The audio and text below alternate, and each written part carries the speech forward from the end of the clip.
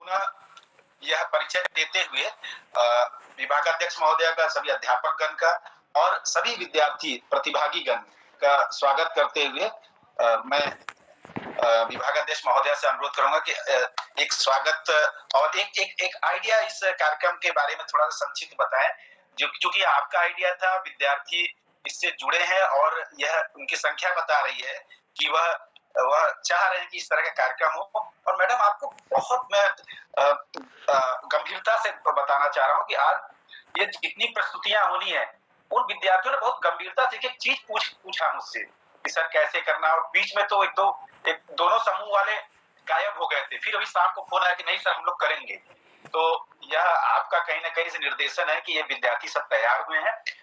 शुभकामनाएं थोड़ा सा विद्यार्थियों को आप दीजिए मैडम, और थोड़ा सा संक्षिप्त इस आपके दिमाग में परियोजना कैसे आई, इसके बारे में थोड़ा सा बताने का कष्ट करें। प्रोफेसर वंदना सिन्हा मैडम। धन्यवाद अनिल। हमारे संकायाध्यक्ष महोदय भी जुड़ चुके हैं हमारे साथ। उनका मैं बहुत बहुत स्वागत करती हूँ। ये स्टूडेंट्स वेबिनार का आइडिया बहुत दिनों से था मेरे दिमाग में, और इस पर चर्चा भी कई बार हुई थी, लेकिन फलीभूत नहीं हो सका था। इस बार भी काफी लेट हुआ, फिर बीच में ऑनलाइन क्लासेस, इन सब के कारण लगा कि अभी नहीं हो पाएगा। फिर लेकिन जब ऑनलाइन क्लासेस की अवधि बढ़ने लगी तो लगा कि इसको भी क्यों ना हम वेबिनार मोड में करा लें, तो ज्यादा उचित होगा। और मैं इसमें सभी विद्यार्थी जो हमारे MSW थर्ड सेमेस्टर के हैं, स्पेशली उनका मैं बहुत बहुत अभिनंदन करती हूँ, और वो बहुत बधाई के पात्र हैं कि 2 दिन के नोटिस पर ही उन्होंने तैयारी भी कर ली और वो काफी अच्छी संख्या में आ भी गए। इस कार्यक्रम के मेंटरिंग के लिए मैंने डॉक्टर अनिल कुमार चौधरी जी से रिक्वेस्ट किया था, और काफी पहले ही ये चीज डिसाइड हो गया था कि इस तरह का हम लोग स्टूडेंट सेमिनार करेंगे, जिसका कि नेतृत्व डॉक्टर अनिल चौधरी जी करेंगे। और बस इसमें थोड़ा डिले हुआ। हाँ, ये संकल्पना मेरे दिमाग में कैसे आई, जो अभी अनिल जी ने कहा है, तो इसके पीछे तो खैर बहुत पुराना एक इतिहास भी है। इससे पूर्व के जिस विश्वविद्यालय में मैं कार्यरत थी, चित्रकूट ग्रामोदय विश्वविद्यालय, वहां पर भी पीजी स्टूडेंट्स को ही सिर्फ मैंने पढ़ाया है, MSW, और एक और कोर्स वहाँ जैसे आपका IRDM चलता है वैसे ही वहाँ MRDM चलता था, ये रूरल डेवलपमेंट मैनेजमेंट का।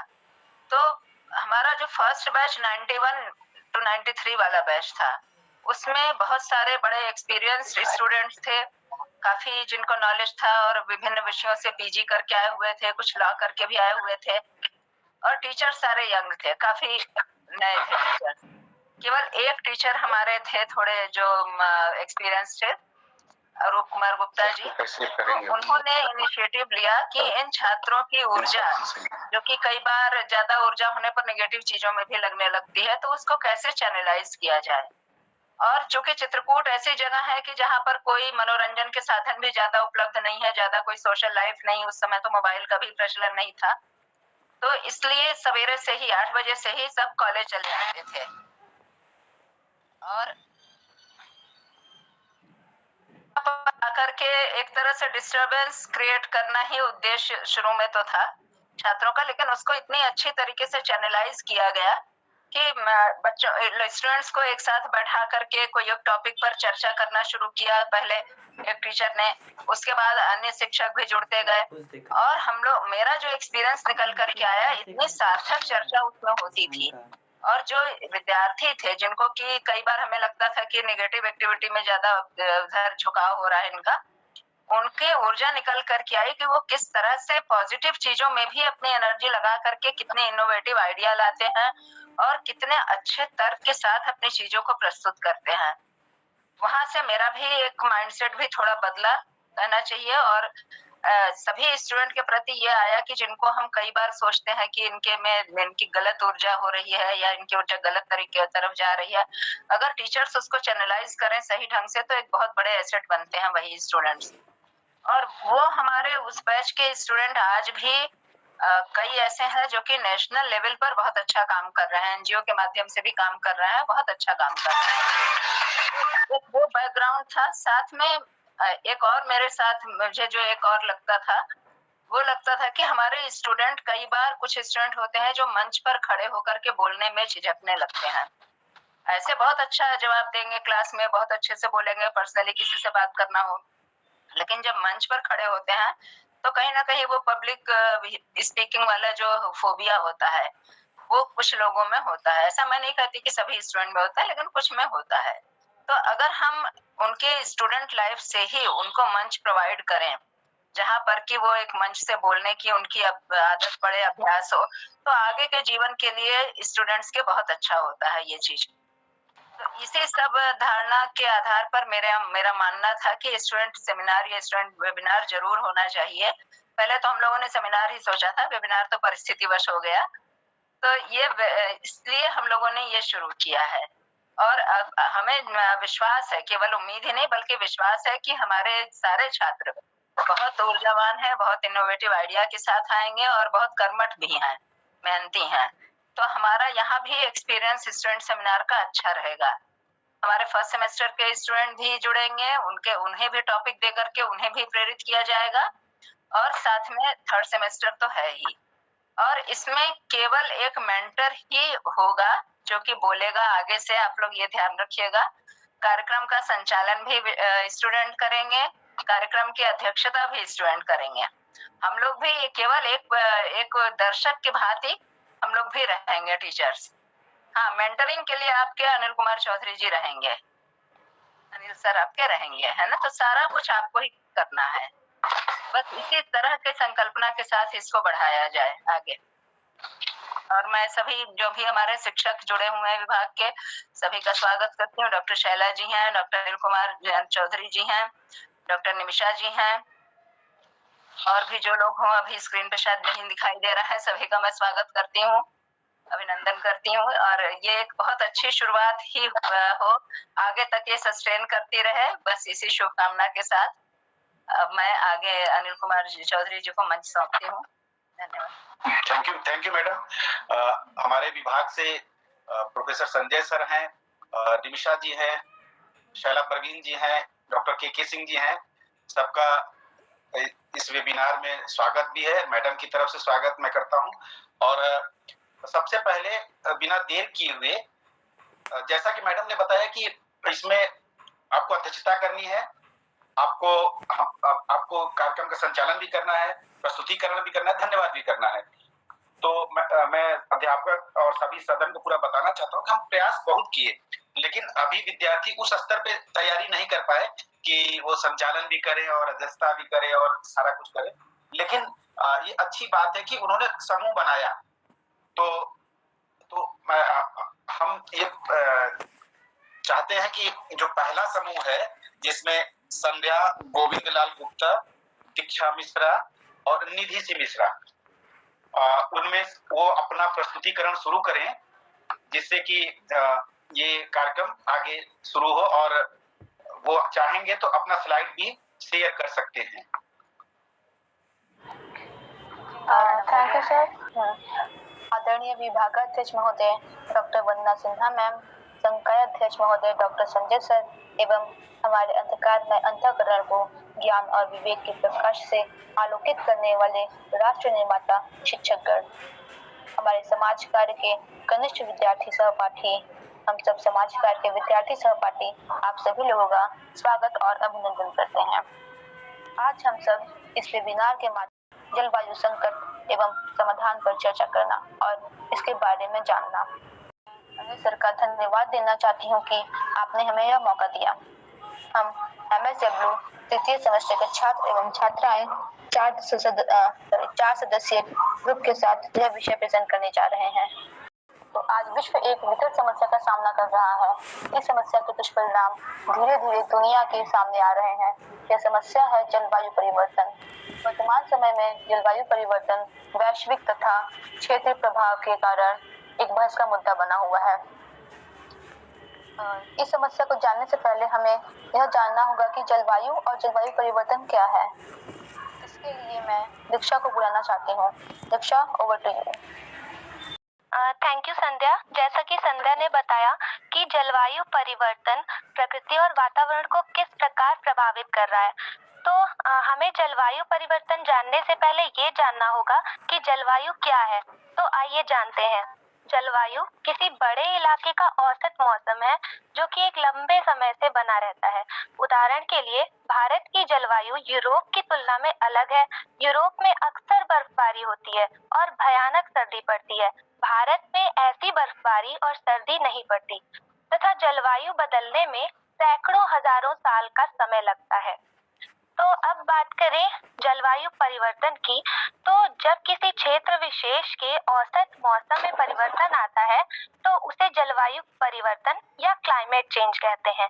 ये परिवर्तन दशकों, सदियों या उससे अधिक समय में होने वाली जलवायु में दीर्घकालिक परिवर्तन होता है।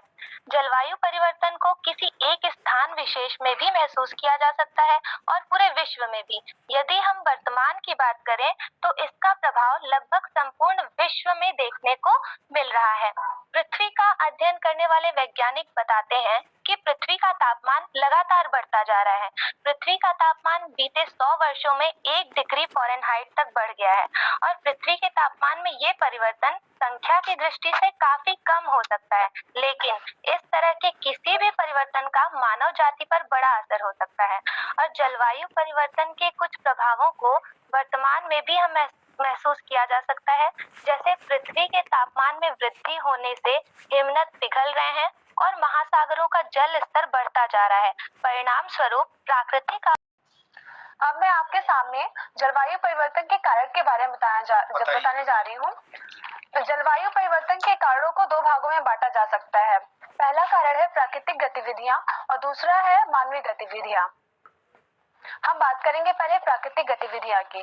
तो जलवायु परिवर्तन के लिए अनेक प्राकृतिक कारण जिम्मेदार हैं, जिनमें प्रमुख कारण है महाद्वीपों का पृथक्करण, ज्वालामुखी विस्फोट, पृथ्वी का झुकाव और समुद्री धाराएं।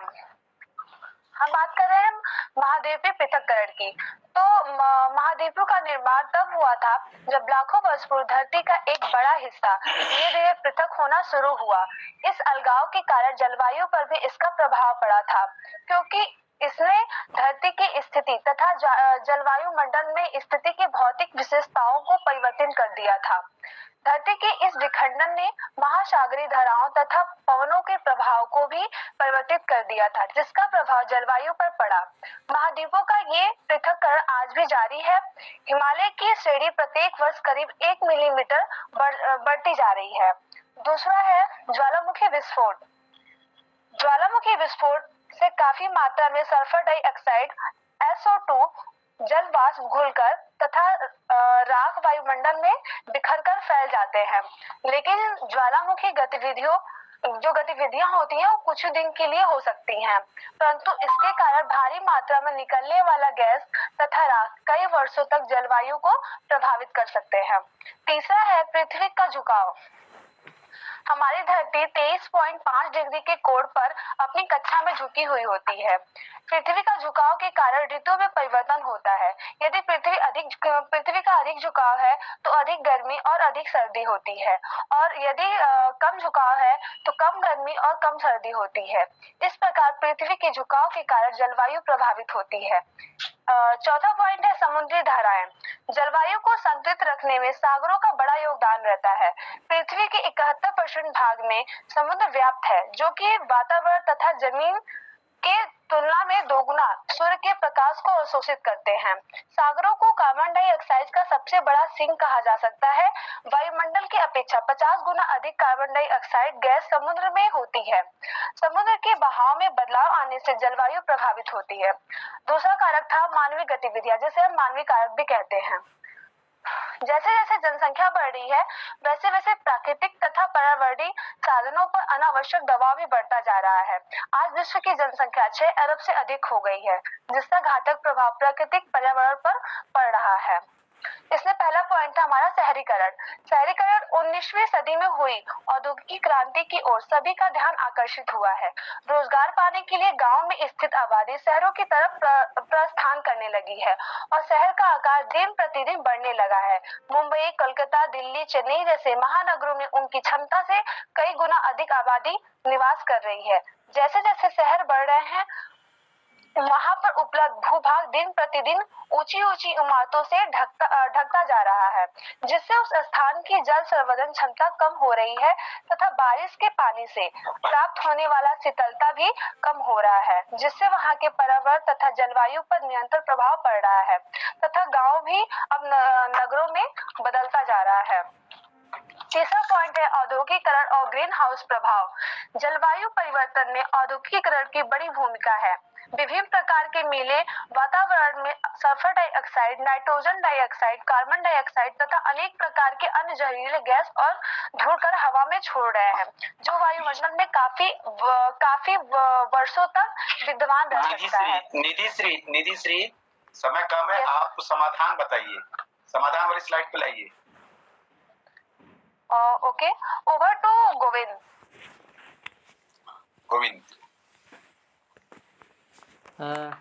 समाधान पे। Good evening everyone. मैं समाधान पे कुछ चर्चा करते हैं। तो पहला जो समाधान है उसको है वाहनों का कम प्रयोग करना, जिससे कि उससे निकलने वाली ग्रीन हाउस गैसेस कम निकले, वातावरण को कम नुकसान पहुंचाएं। हम लोग के जो जीवन में वाहनों का यूज़ है वो मूलभूत आवश्यकता हो गई है, लेकिन हमें उसे कम करना होगा। बेसिकली ये देखा जाता है कि हम लोग पास में भी कहीं जाना हो तो हम लोग वाहन का प्रयोग करते हैं, तो हमें उसे रुकना होगा, पैदल चलना होगा, वाहनों का प्रयोग कम करना होगा। और दूसरा है ऊर्जा उपयोग के साथ अधिक रूढ़िवादी होना। इसका तात्पर्य यह हुआ कि कम से कम ऊर्जा का प्रयोग करना, बिजली का बचत करना, क्योंकि बिजली भी जो है कोयले के प्रयोग से ही बनती है, जो कि जीवाश्म ईंधन है। और हम जो अपने घर में बल्ब का प्रयोग करते हैं वो भी बल्ब जो है कम खपत करने वाला, बिजली खपत करने वाला होना चाहिए।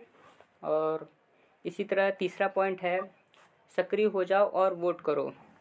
इसका तात्पर्य यह हुआ कि जलवायु परिवर्तन को बेहतर बनाने के लिए सर्वोत्तम तरीकों में से यह एक है ऐसे लोगों की मदद करना जो इनके खिलाफ हैं। यानी कि जो जलवायु परिवर्तन है, ऐसे परिवर्तन जिनके कारण हो रहे हैं उनके खिलाफ जो लोग हैं कैंपेन निकाल रहे हैं, मूवमेंट कर रहे हैं, उनको सहयोग करना, उनको बढ़ावा देना, ये इसका तात्पर्य होगा। Next slide please.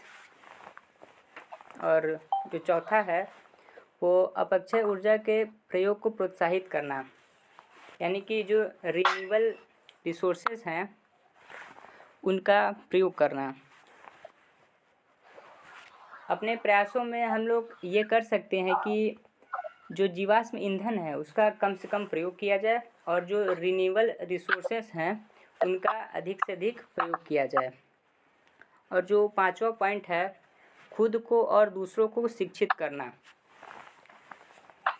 जब तक हम जलवायु परिवर्तन कैसे हो रहा है और क्यों हो रहा है, इसका क्या दुष्प्रभाव है, इसको समझेंगे नहीं और दूसरों को समझाएंगे नहीं, तब तक इस पे उसको कम नहीं किया जा सकता जलवायु परिवर्तन को।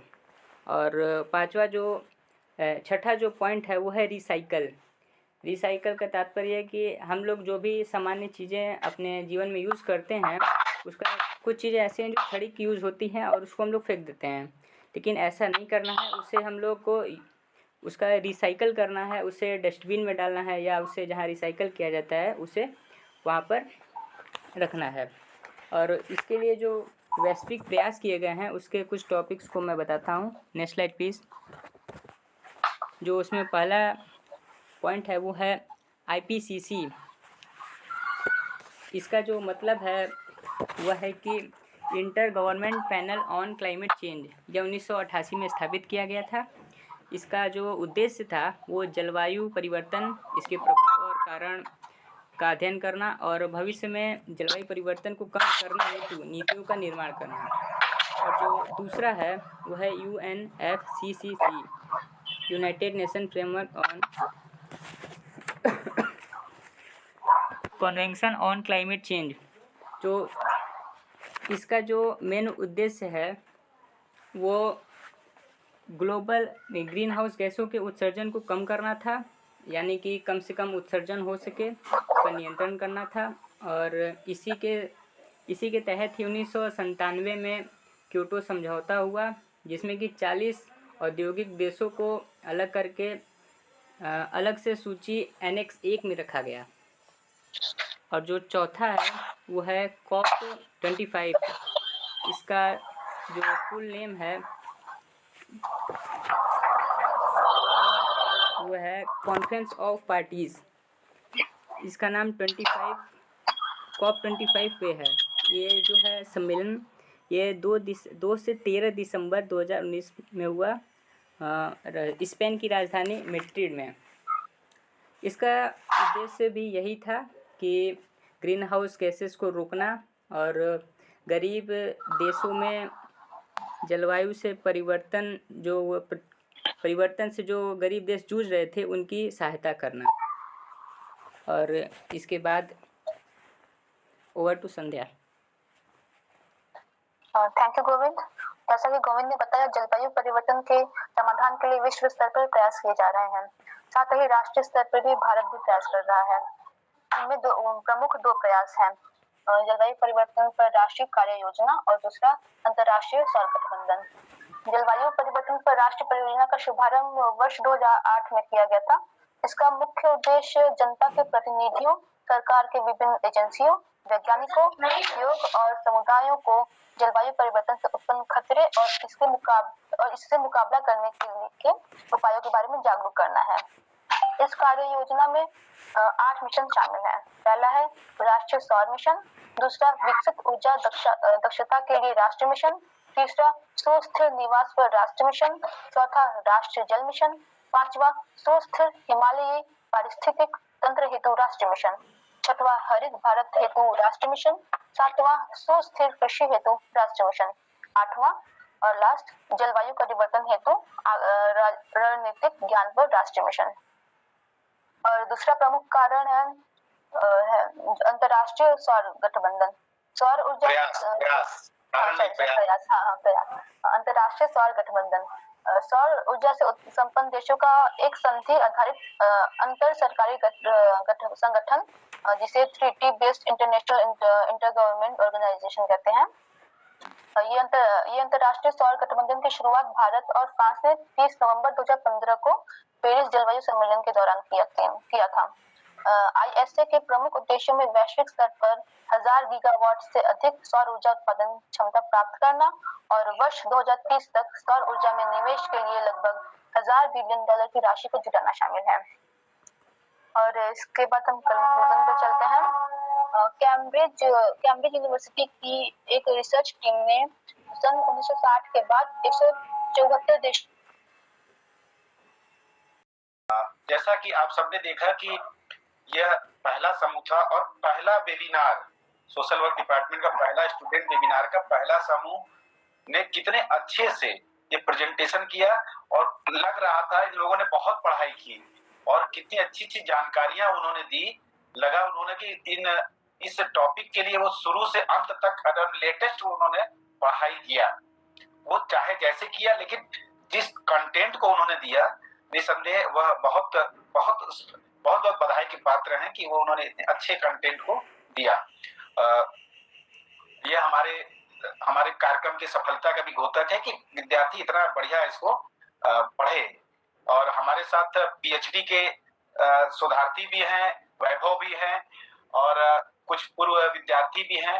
तो वो बड़े खुशी की बात है कि सब लोग बड़ा ध्यान दे रहे हैं इसको कि हमारे जो विद्यार्थी जो 3rd सेमेस्टर में है वो कितना ज्यादा संजीदा है इसको लेकर, और वह भी जुड़े हुए हैं जिनको अगले महीने स्टूडेंट वेबिनार देना है अपना प्रेजेंटेशन 1st सेमेस्टर के। तो वो भी देख रहे हैं कि उनके सीनियर कितने संजीदगी से चीजों को कह रहे हैं। मैं दूसरे समूह के लिए आमंत्रित करना चाहता हूँ मीनाक्षी मिश्रा, सुजीत, शिवेंद्र श्रीवास्तव और चंचल। आपका समय 10 से 12 मिनट है और इसमें आपको अपनी बात रखनी है और कंक्लूजन भी करना है और धन्यवाद भी देना है। आपका टाइम स्टार्ट होता है। शुभ संध्या आप सभी को। मैं मीनाक्षी मिश्रा आज के इस एक दिवसीय वेबिनार कार्यक्रम में आप सभी का स्वागत एवं अभिनंदन करती हूँ।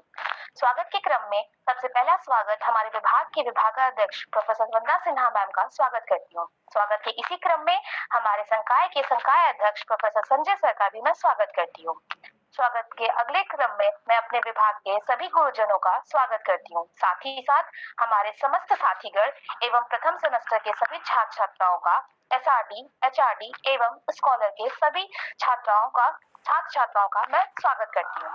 आज का जो प्रस्तुतिकरण है उसका विषय है जलवायु परिवर्तन एवं समाधान के उपाय। आज के प्रस्तुतिकरण के प्रस्तुतकर्ता है मीनाक्षी, सुजीत, शिवेंद्र एवं चंचल। आज के विषय को विस्तार पूर्वक समझाने के लिए मैं सुजीत को आमंत्रित करती हूँ। मीनाक्षी स्लाइड शो करो। हाँ, धन्यवाद मीनाक्षी। आज के इस वेबिनार में उपस्थित आप सभी लोगों को शुभ संध्या व प्रणाम कि आप हमें बोलने व हमको सुनने का मौका प्रदान किए। आज के टॉपिक पर हम बात करते हैं जलवायु संकट एवं उसके समाधान। सबसे पहले हम जानने का ये प्रयास करेंगे कि जलवायु संकट क्या है। आज हम ऐसे भविष्य की तरफ अग्रसर हो रहे हैं जिसमें हमें बाढ़, भूकंप, भूस्खलन जैसे प्राकृतिक आपदाओं को निरंतर सामना करना पड़ रहा है, जिसके जिम्मेदार हम, आप सभी लोग होंगे। मनुष्यों के प्राकृतिक संसाधनों के अत्यधिक दोहनों से पृथ्वी के तापमान में जो वृद्धि होती जा रही है, वो जलवायु संकट की बहुत बड़ी समस्या इससे उत्पन्न हो रही है।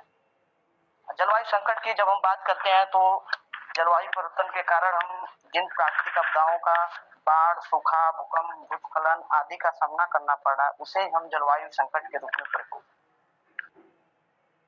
हमारा अगला स्लाइड है जलवायु परिवर्तन के कारण।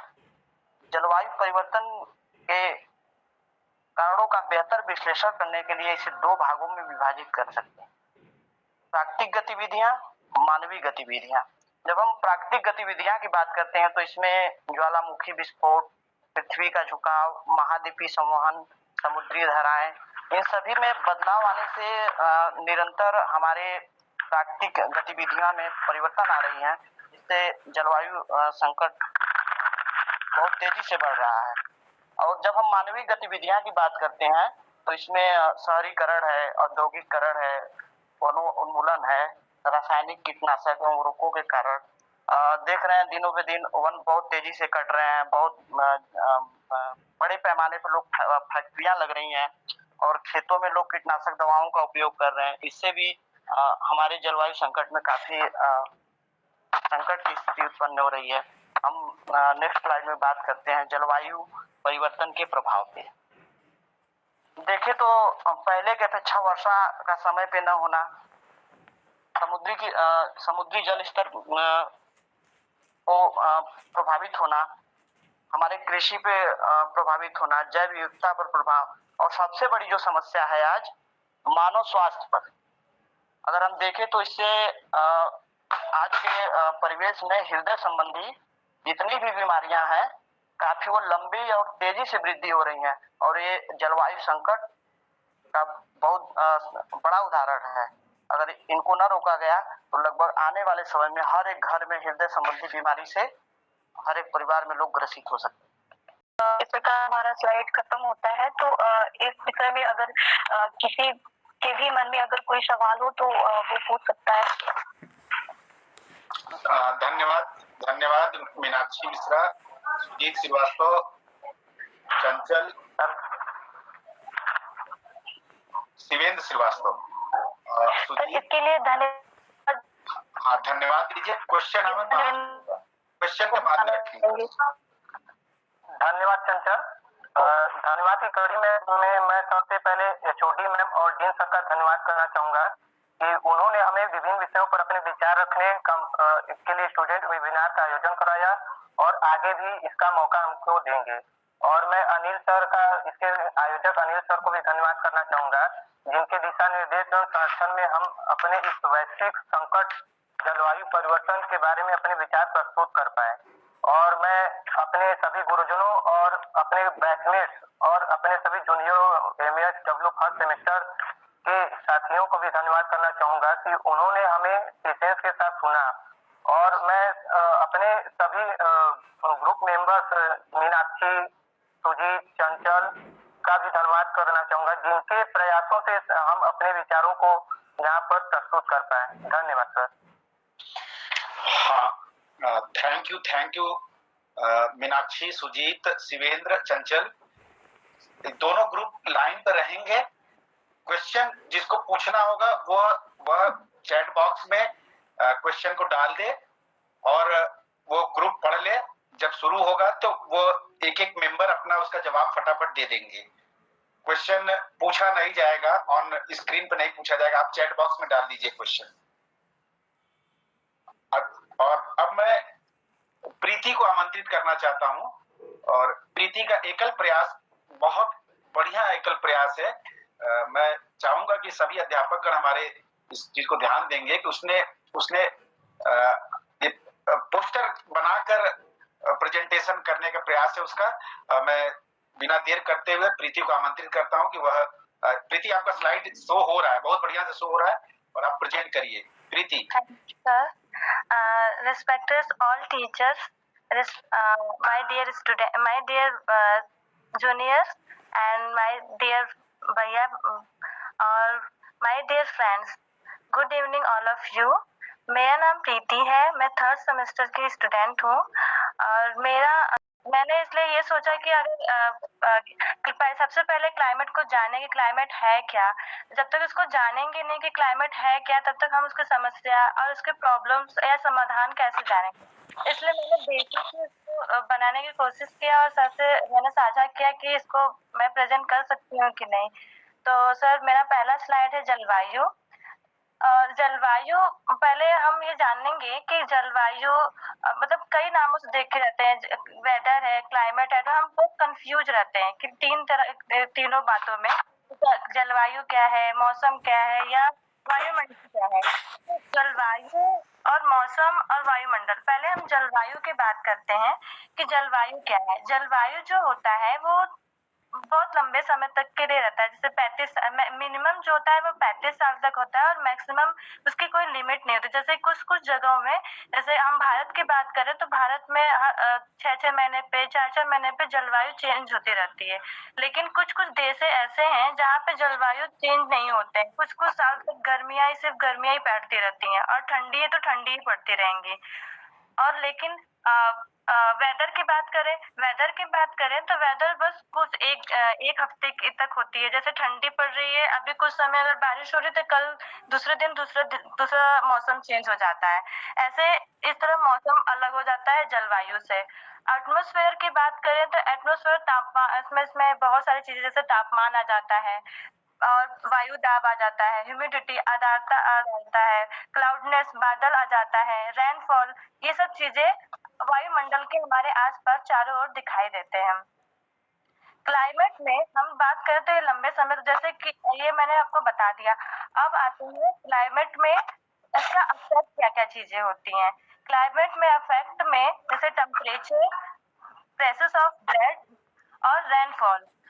टेम्परेचर में बात करें, राइट, ये टेम्परेचर में 3 चीजें आती हैं। पहले हम जानेंगे कि टेम्परेचर क्या होता है।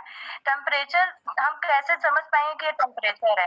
टेम्परेचर की कोई भी चीज अगर वो बहुत ज्यादा गर्म या बहुत ज्यादा ठंडा है तो उस मेजरमेंट को हम टेम्परेचर कहा जाता है। उष्मा की नाप, ये सब चीज जो मेजरमेंट ठंडे थे तो वो होता है टेम्परेचर।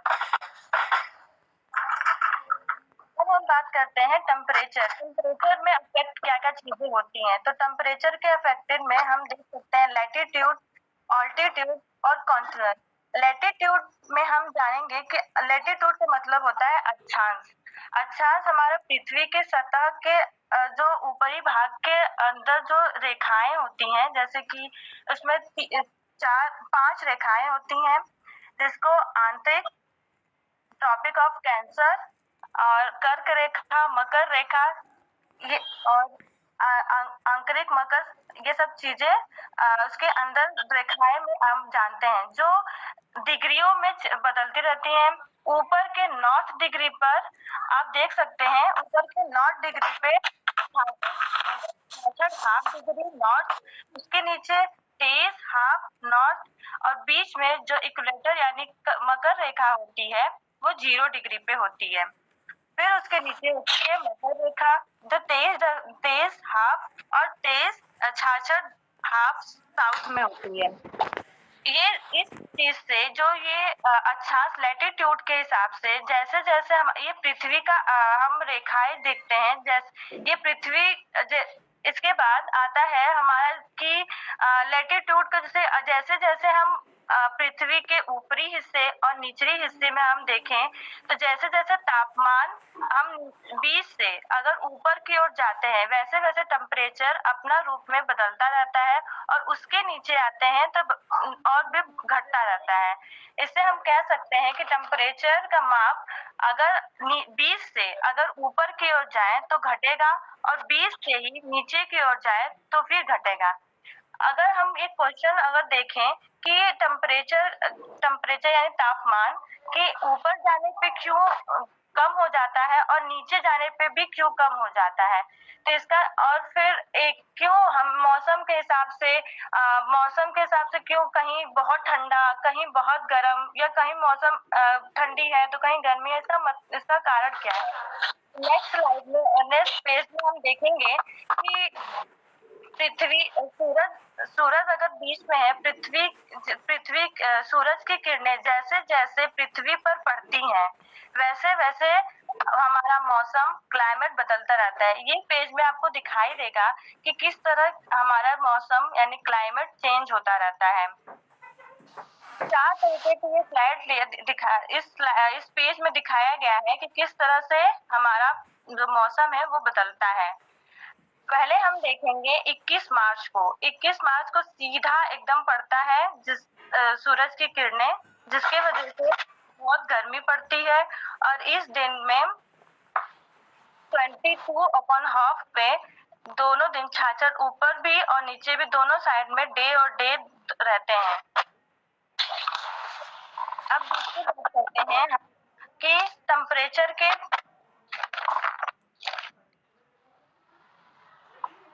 अल्टीट्यूड की बात करते हैं कि अल्टीट्यूड क्या होता है।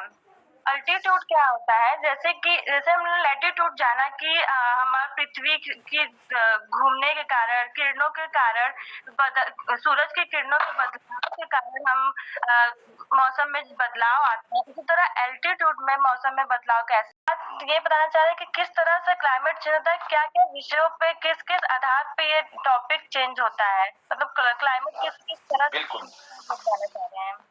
सर एल्टीट्यूड के माध्यम से बताना चाह रहे हैं कि क्लाइमेट कैसे चलता है। जैसे हम अगर देखते हैं पृथ्वी की सतह पर, पृथ्वी से अगर कोई माउंटेन अगर हम देखें कि माउंटेन्स है और ऊपरी सतह पे अगर सूरज की किरणें जमीन पे और माउंटेन्स पे पड़ रही हैं तो सबसे ज्यादा गर्मी कहाँ पड़ेंगी। अगर ये चीज देखें तो सबसे ज्यादा गर्मी हमें पृथ्वी पे पड़ती है, ना कि माउंटेन पे। अगर एवरेस्ट की चोटी पर देखा जाए तो एवरेस्ट की चोटी पे इसलिए नहीं पड़ता क्योंकि वहां पे उसकी सन की रेस पहुंचती ही नहीं है, वहां पे बर्फ ही बर्फ रहती है और सीधा अगर उसकी रोशनी जो है उसकी जो किरणें हैं वो सीधा इफेक्ट हमारे सरफेस एरिया में पड़ता है। इस वजह से माउंटेन्स पे हिमालय पे जो है सूरज की किरणें ना पहुंचने की वजह से वहां पे बहुत सर्दी रहती है और जब हमारे पृथ्वी पर अधिक ताप की वजह से नेक्स्ट स्लाइड में हम देखेंगे सर, इसमें सिर्फ इतना ही है कि सर ओशियन वेजिटेशन और एटमॉस्फेयर के से माध्यम से ये क्लाइमेट जो है बदलता रहता है। वेजिटेशन के माध्यम से ऐसे होता है जहाँ जहाँ पेड़ पौधे अधिक रहेंगे वहाँ वहाँ अधिक वर्षा होंगी, अधिक वहाँ पे ठंडी पड़ेंगी, ये सब चीजें वहाँ पे दिखाई जाएंगी। और अगर जहाँ कम पेड़ पौधे हैं वहाँ पे अधिक गर्मी और अधिक कम वर्षा होने की वजह से वहाँ पे क्लाइमेट अलग चेंज होता रहता है। ओशियन में अगर देखा जाए तो ओशियन देखा जाए, हेलो सर, अगर ओशियन में देखा जाए तो सर जैसे जहाँ पे ओशियन की धाराएं जिस तरह से बदलती रहती हैं वहाँ पे अगर जहाँ पानी होगा वहाँ पे ओशियन जहाँ है वहाँ पे उसके टेम्परेचर उसके वार्म इंक्रीज में रहेंगे, बढ़ता हुआ दिखाई देगा। वहाँ पे रेनफॉल भी अधिक होंगे और वहाँ पे डेजर्ट चीजें जहाँ पे मतलब वहाँ पे रेगिस्तान नहीं दिखाएंगे, जहाँ पे कम पानी वहाँ पे जहाँ पे ओशियन नहीं है वहाँ पानी नहीं है, वहाँ पे ना बारिश होंगी ना ही वहाँ पे मतलब ठंडी ही बहुत ज्यादा होंगी, डेजर्ट का प्रॉब्लम बहुत ज्यादा होगा ओशन के हिसाब से अगर देखा जाए तो। और दूसरा अगर हम रेनफॉल के हिसाब से देखेंगे तो रेनफॉल के हिसाब से देखेंगे तो वाटर साइकिल का अगर देखेंगे तो वाटर साइकिल के हिसाब से जैसे जैसे पानी के इवापोरेट होता रहता है, धूप सूरज से किरणें निकलती रहती हैं, उस तरह से हमारा वायुमंडल में सर्कुलेशन वाटर साइकिल से होता रहता है और क्लाइमेट चेंज होता रहता है। और इसी तरह प्रेशर बेल्ट में देखते हैं तो प्रेशर बेल्ट में एटमॉस्फेयर में प्रेशर मिलता है और बहुत सारा कंक्लूजन ये निकलता है कि हम अगर क्लाइमेट को देखते हैं कि क्लाइमेट किस किस आधार पे चेंज होता है, तो क्लाइमेट हर तरह का देखा जाए, चाहे वो इवापोरेशन में देखें, ओशियन के तौर पे देखें, एटमॉस्फेयर के तौर पे देखें, सी समुद्र में देखें, रेनफॉल के हिसाब से प्रेशर बेल्ट जो वायु दाब प्रेशर रिलेशन अगर किसी का जोड़ता हुआ दिखाई देता है तो वो सब एक दूसरे से जुड़े हुए हैं और हमारा क्लाइमेट इन सब वायुमंडल हिसाब से आगे क्लाइमेट चेंज होता रहता है। बहुत बहुत बढ़िया प्रीति, बहुत बढ़िया। Thank you Preeti, thank you प्रीति।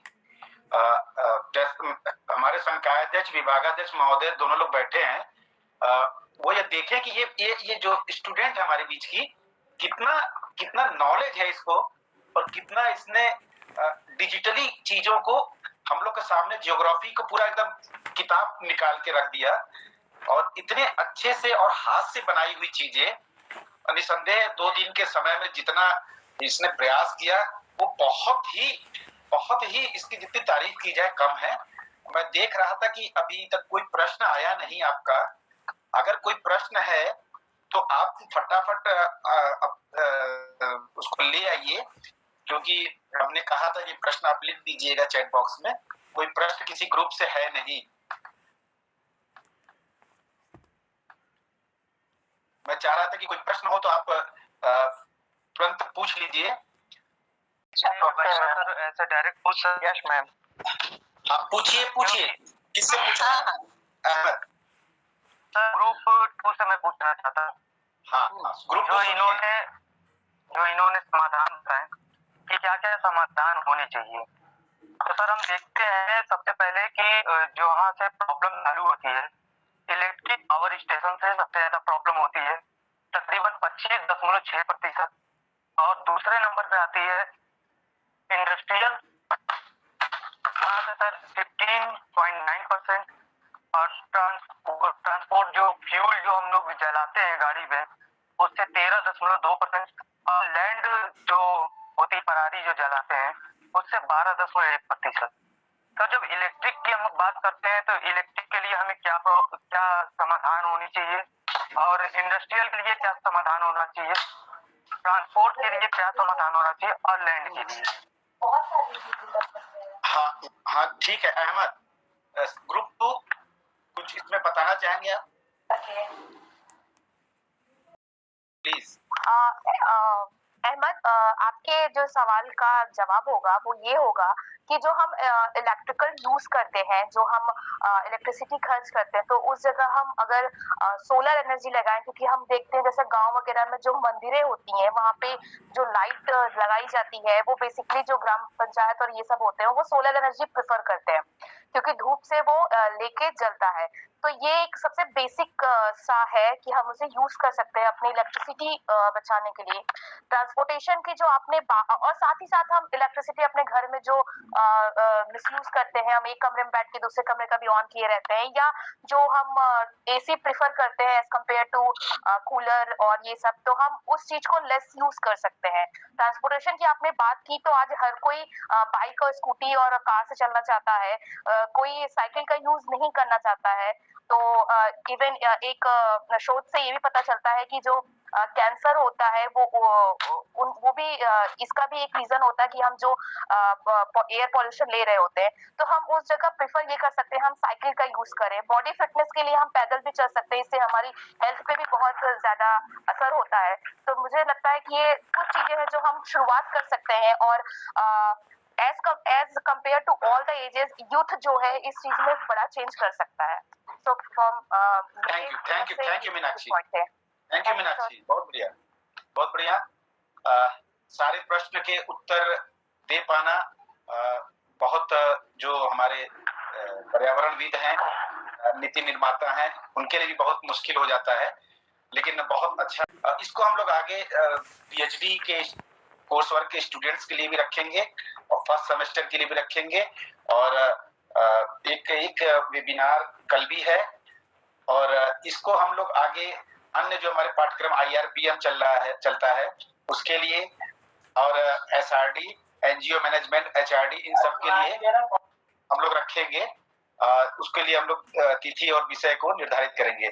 तो ये इस वर्ष का या हम ये कहें कि ये पूरे पहली बार समाज का यह वेबिनार, विद्यार्थी वेबिनार कराया गया और औपचारिक रूप से इसको कराया गया, इसके लिए कि हमारे जितने लोग आए हैं उनका विभागाध्यक्ष महोदया ने स्वागत भी किया सभी अध्यापकों का, और इस कार्यक्रम पर 2 शब्द कहने के लिए तथा सभी को धन्यवाद देने के लिए मैं आदर पूर्वक संकायाध्यक्ष महोदय को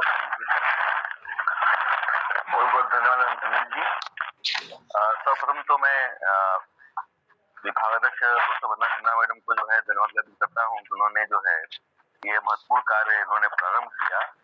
यद्यपि कि इसकी संकल्पना बहुत सालों से चलती रही और विभाग में हम लोगों ने कई सारे नए नए प्रकार के प्रयोग भी किए, और जैसा कि आप सभी विद्यार्थी जानते भी होंगे जो हमारे सीनियर विद्यार्थी हैं कि समाज कार्य विभाग शुरू से ही बहुत ही प्रयोगधर्मी रहा है और विभिन्न सामाजिक मुद्दों पर हम लोग फील्ड में उतर के काम करते रहे हैं और विद्यार्थियों को भी उनसे जोड़ते रहे हैं।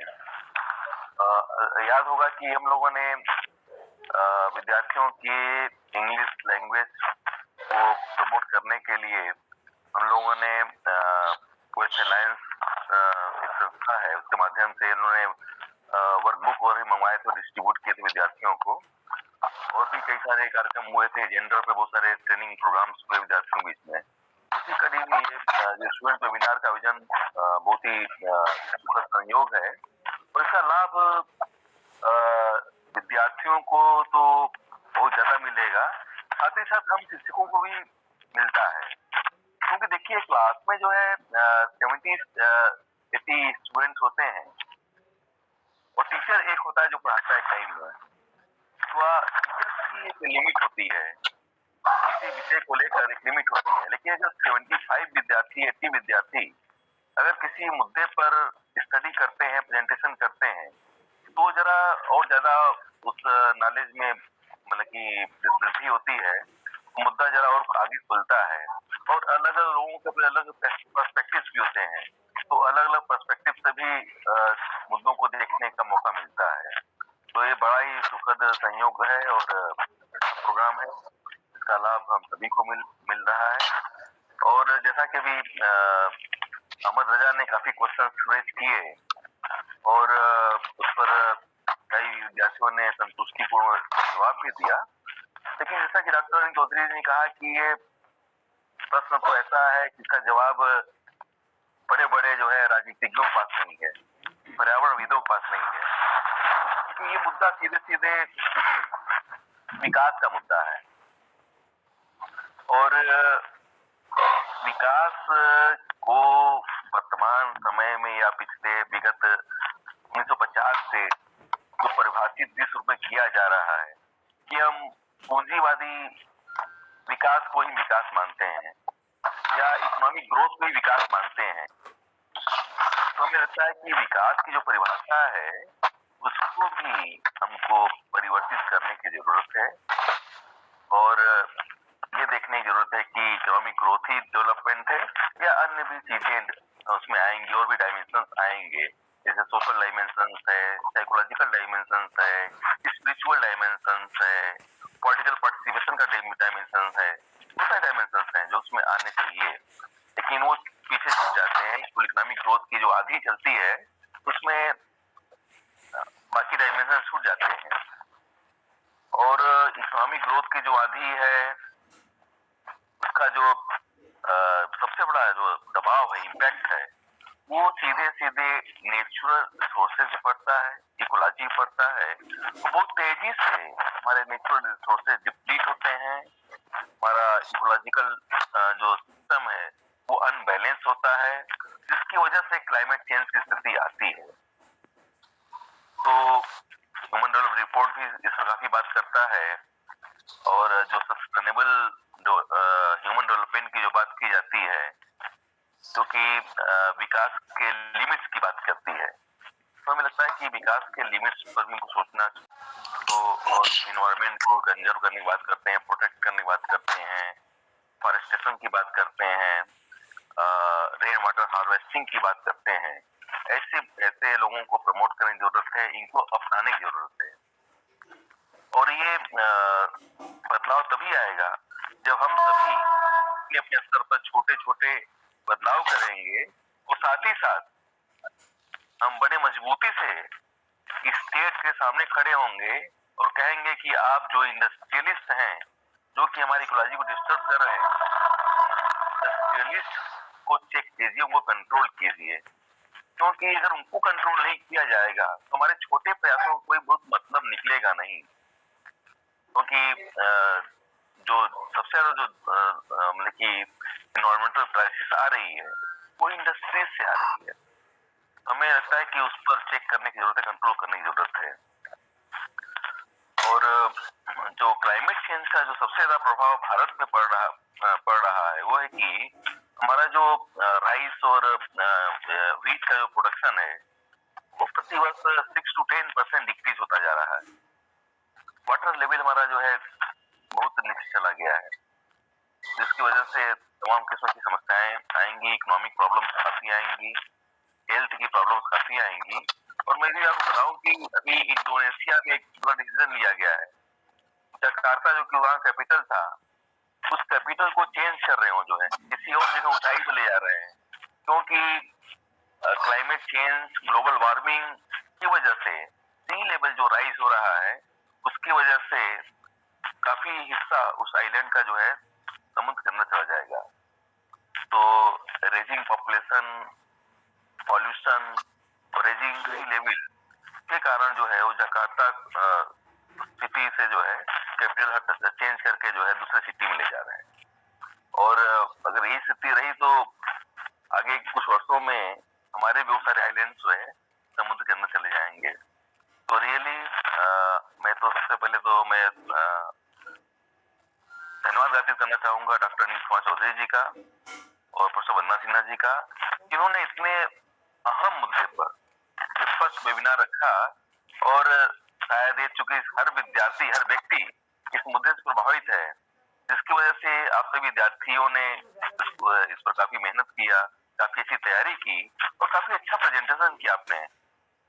रियली मतलब कि आप सभी का प्रेजेंटेशन जो है काबिल तारीफ है, और जिस धड़ल्ले से आपने अपनी बात को रखा वो भी काफी काबिल तारीफ है। तो मैं आप सभी विद्यार्थियों को और पार्टिसिपेंट्स को, प्रेजेंटर्स को बहुत बहुत धन्यवाद प्राप्त करता हूँ। समाज का संकाय की ओर से, समाज का विभाग की ओर से बहुत बहुत धन्यवाद। हमारे जो अध्यापक कार्यक्रम में जुड़े हैं, मैं सभी अध्यापकों को धन्यवाद करता हूँ, और माननीय कुलपति जी को भी मैं धन्यवाद करना चाहूंगा कि वो लगातार इन चीजों को प्रमोट करते हैं, और हमेशा वो जो है गुड प्रैक्टिसेस की बात करते हैं। तो ये भी हमारे समाज का विभाग के गुड प्रैक्टिस है, और गुड प्रैक्टिस में जुड़ेगा। तो मैं आप सभी को बहुत बहुत धन्यवाद करता हूँ। Thank you sir. पुनः विभागाध्यक्ष महोदय, संकायाध्यक्ष महोदय और संबंधित अध्यापकगण, आप सबका पुनः मैं आगे के कार्यक्रमों में इसी तरह की उपस्थिति और सहयोग चाहूंगा। हम लोगों ने यह कार्यक्रम शुरू किया है और बड़ा सोच के शुरू किया है कि इससे हम विद्यार्थियों को लाभान्वित कर सके, और 70-80 विद्यार्थियों में 9 विद्यार्थियों ने आज सामने आए हैं, और यह जो बूंद गिरी है, यह इसकी जो एक अपना एक जो असर होगा, वह मुझे लगता है कि आगे आने वाला जो हमारा समय सेमिनार होगा, अगर ऑफलाइन रहा तो बड़ा गर्मा गर्म बहस भी होगी, और हम चाहते हैं कि वो स्तर आए कि विद्यार्थी जाके पढ़े, किताबों को देखे, इस मोबाइल की भी दुनिया से निकले या कंटेंट पे जाए और अपनी बात कहे, और हमारा यही उद्देश्य है कि आप अपनी बात कहिए, बातों में कंटेंट रखिए और एक कंक्लूजन पे रखिए, रैशनल बनिए। तो पुनः आप सभी का मैडम ने मुझे मौका दिया, इसके लिए मैडम को धन्यवाद और आप सभी का धन्यवाद कि आपने बहुत शांतिपूर्वक बातों को सुना। और सुनना इसलिए कि आगे आने वाले जो भी कार्यक्रम होगा उसमें आपकी सहभागिता मैं चाहूंगा, उद्बोधक के रूप में या धन्यवाद ज्ञापन के रूप में या अन्य किसी भूमिका को। तो वो सारी भूमिकाएं आप ही को करनी है। अब ये कोशिश होगी कि सीधी सी बात ये है कि आज जिन भूमिकाओं में आपके टीचर्स रहे हैं, हम लोग रहे हैं, वो सारी भूमिकाएं अगले में आप लोग निभानी है। हम लोग केवल जो है पार्टिसिपेंट रहेंगे। जी सर। सिर्फ दर्शक के बाद हम लोग रहेंगे और सब कुछ स्टूडेंट्स को ही करना है। पीएचडी मेंटर के लिए जरूर अनिल चौधरी जी जरूर रहेंगे। डॉक्टर अनिल चौधरी एक मेंटर के रूप में रहेंगे, लेकिन वही बिहाइंड द कर्टन वाली बात होती है वही रहेगी बस। अब पीएचडी स्टूडेंट भी ध्यान दें कि आपको बुक रिव्यू या कोई बुक दे दिया जाएगा आपको पीडीएफ में, आप इसको बुक रिव्यू करिए और या कुछ निमिषा मैडम या वंदना मैडम, संजय सर सब डिस्कस करके कि आपके लिए क्या उचित हो सकता है। तो जैसे इंडेक्सिंग कैसे करना है या बुक रिव्यू के रेफरेंसेस कैसे है, तो ये इस पे कुछ आपसे हम लोग चाहेंगे कि आपका अगला वेबिनार इसी तरह के विषय पर। एक जो बड़ा मुद्दा है वो है अनिल और वंदना जी कि हमारे स्टूडेंट पॉलिसीज को नहीं पढ़ते हैं। तो मैं पॉलिसी एनालिसिस भी इनको करने को दिया जाए, कुछ पॉलिसीज दी जाए ताकि उसकी एनालिसिस करके प्रेजेंट करे। तो उससे क्या है कि सभी का डेवलपमेंट होगा, सभी समझ बढ़ेगी। हाँ सही बात। हाँ ऐसे विषयों को भी हम लोग लेंगे आगे। क्योंकि पहले आपको याद होगा कि हम जो हम लोग का विस्तृतीकरण हुआ करता था पॉलिसी प्लानिंग, वो बंद हो गया बाद में जो है पॉलिसी प्लानिंग एंड डेवलपमेंट एक पेपर हुआ था। पॉलिसी का पेपर बीए में है, पता नहीं एमएसडब्ल्यू में कोई पढ़ाता है, शिक्षक है कि नहीं, मुझे बहुत आइडिया नहीं है। लेकिन मुझे बहुत अच्छा लग रहा है कि स्टूडेंट ग्रेटा थुनबर्ग तक चले गए। और मैं एक दिन क्लास में पूछ रहा था एनवायरनमेंट के क्लास में, ग्रेटा थुनबर्ग को जानते हैं? उन्होंने मना कर दिया कि हम नहीं जानते। लेकिन इसी बहाने कम से कम आप आर के पचौरी तक गए, ग्रेटा थुनबर्ग तक गए। और प्रीति को भी बहुत बहुत धन्यवाद कि उसने बहुत अच्छे से ज्योग्राफी का एक टीचर के रूप में हम लोगों को बता रही थी। तो आज टीचर आप थे और हम लोग सुनने वाले थे, और हम चाहेंगे कि आगे भी इस तरह से आप लोग का सहयोग मिलता रहे। Thank you head madam, thank you dean sir, thank you all the teachers, students and PhD students. Thank you sir. इसी के साथ क्लोज किया जा रहा है। Thank you sir.